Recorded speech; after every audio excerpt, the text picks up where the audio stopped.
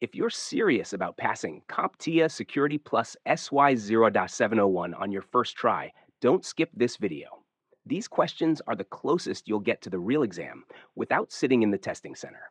As your organization upgrades its wireless network to bolster security, the focus is on implementing a system that provides encrypted authentication for wireless users through TLS. Which protocol is most likely being adopted in this upgrade? The options are EAP, B, PEEP, C, LEAP, D, WPA3. This question asks you to identify which wireless authentication protocol uses TLS, Transport Layer Security, to create an encrypted tunnel for protecting user credentials during authentication. Focus on the key phrase, encrypted authentication through TLS. That's your exam clue. Correct answer, B, PEEP. Why B? PEEP is correct. PEEP, Protected Extensible Authentication Protocol, specifically encapsulates EAP authentication within a secure TLS tunnel, which directly matches what the question describes. PEEP uses TLS encryption to protect the entire authentication conversation between the wireless client and authentication server, safeguarding usernames and passwords from eavesdropping. Why the other options are incorrect? A. EAP. EAP is the base framework for authentication, but doesn't provide encryption on its own. It needs additional protocols like PEEP to add TLS protection. C. LEAP.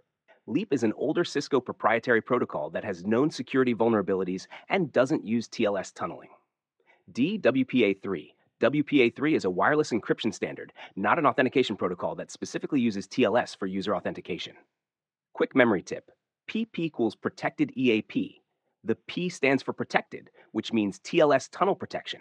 When you see TLS plus wireless authentication on the exam, think PEEP. Megan, a cybersecurity specialist, is reviewing the port configuration of a critical server in her organization's network. An Nmap scan reveals that TCP ports 21, FTP, 443, HTTPS, and 3389 RDP are open. Given the organization's strict security policy that mandates the use of secure, encrypted protocols for all remote connections and data transfer, Megan needs to determine which ports should be disabled to comply with this policy. Which ports should Megan disable to align with the organization's secure protocol requirements? The options are A, 21B, 443, C21, and 3389, D, 3389. This question tests your knowledge of which standard network protocols transmit data in clear text versus encrypted form. You need to identify which open ports violate the Secure Encrypted Protocols policy requirement. The correct answer is C. 21 and 3389 YC. 21 and 3389 should be the correct answer.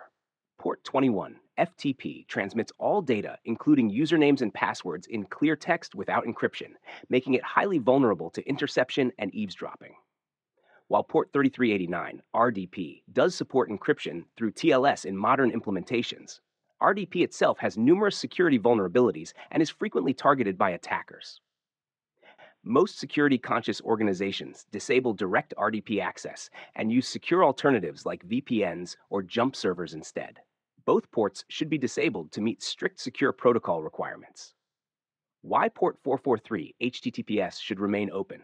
Port 443 uses SSL TLS encryption to secure all data transmission between browsers and web servers, making it a secure protocol that aligns with the organization's policy.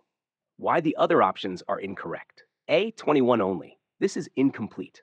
While FTP port 21 definitely needs to be disabled due to clear text transmission, RDP port 3389 also presents significant security risks that violate strict security policies. B, 443. HTTPS port 443 is encrypted and secure, so disabling it would contradict the policy requirement.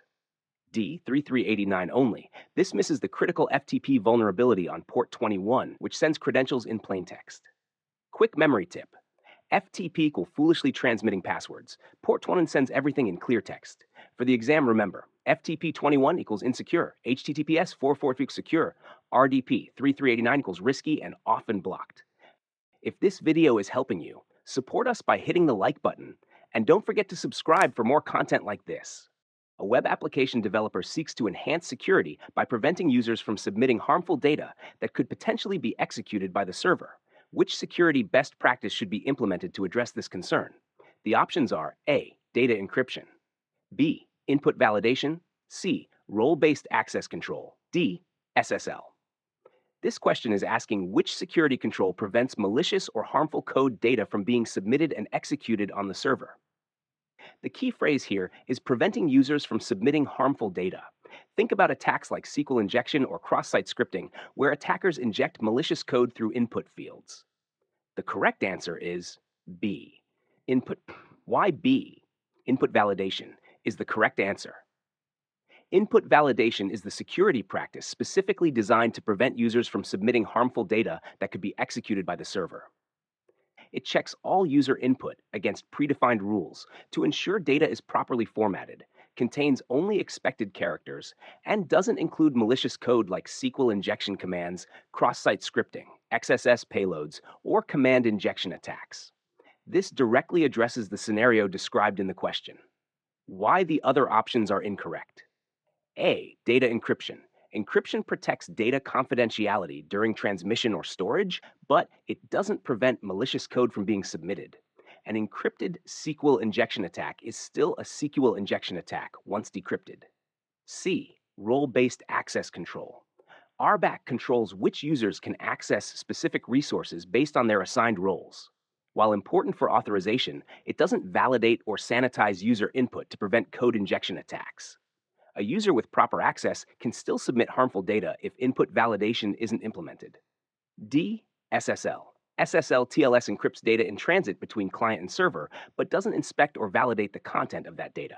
Malicious payloads can be transmitted securely over SSL. Quick memory tip: input validation, data inspection at the gate. Before any user data enters your system, validate it. For the exam, remember, input validation stops injection attacks, while RBAC controls who can access what. Which of the following offers a numerical score to assess the severity of known vulnerabilities, helping organizations prioritize their response and mitigation strategies? The options are A. CVE, B. CVSS, C. OWASP, D. NIST. This question asks you to identify which system provides a numerical score, like 0 to 10, to rate how serious a vulnerability is. The key word here is numerical score. You're looking for a scoring system, not just a database or framework. Correct answer, B. CVSS. Why B? CVSS is correct. CVSS, Common Vulnerability Scoring System, is specifically designed to provide numerical scores ranging from 0 to 10 that assess vulnerability severity. It uses standardized metrics to calculate scores, with ratings like low, 0.1 to 3.9, medium, 4.0 to 6.9, high, 7.8.9, and critical, 9.10.0. These numerical scores help organizations prioritize which vulnerabilities need immediate attention versus those that can be addressed later. Why the other options are incorrect. CVE, Common Vulnerabilities and Exposures, is a dictionary that provides unique identifiers for known vulnerabilities, like CVE 2024-11234, but doesn't provide severity scores. It just catalogs and names them. C. OWASP. OWASP, Open Web Application Security Project, is an organization that publishes security guidance, frameworks, and the famous OWASP Top 10 list. But it doesn't provide a numerical scoring system for individual vulnerabilities. D. NIST. NIST, National Institute of Standards and Technology, publishes cybersecurity frameworks and guidelines, but isn't itself a vulnerability scoring system, though NIST does use CVSS scores in the National Vulnerability Database. Quick memory tip: CVSS equals Cyber Vulnerability Severity Score. When you see numerical score for vulnerabilities on the exam, think CVSS with its 0 to 10 scale. CVE names them, CVSS scores them. When users in a network occasionally report that the intrusion detection system, IDS, is flagging normal traffic as malicious, what is this scenario known as? The options are A. True positive, B. False positive, C. True negative, D. False negative. This question asks what you call it when an IDS incorrectly identifies legitimate, normal network activity as a security threat. Pay attention to normal traffic being flagged as malicious. The system is making a mistake by raising a false alarm. Correct answer, B. False positive. Why B? False positive is correct. A false positive occurs when an IDS incorrectly identifies legitimate, normal network activity as malicious, generating an alert for something that isn't actually a threat. This is exactly what the question describes: normal traffic being flagged as an attack. False positives can waste security team resources, cause alert fatigue, and divert attention from real threats. Why the other options are incorrect. A. True positive. A true positive is when the IDS correctly identifies actual malicious activity as an attack. The system is working perfectly by catching a real threat. C. True negative. A true negative occurs when the IDS correctly identifies normal, legitimate activity as safe and doesn't generate an alert. This is the IDS working properly by ignoring benign traffic. D. False negative. A false negative is the most dangerous scenario where the IDS fails to detect actual malicious activity and incorrectly treats a real attack as normal traffic, allowing threats to slip through undetected. Quick memory tip: false positive equals fake panic.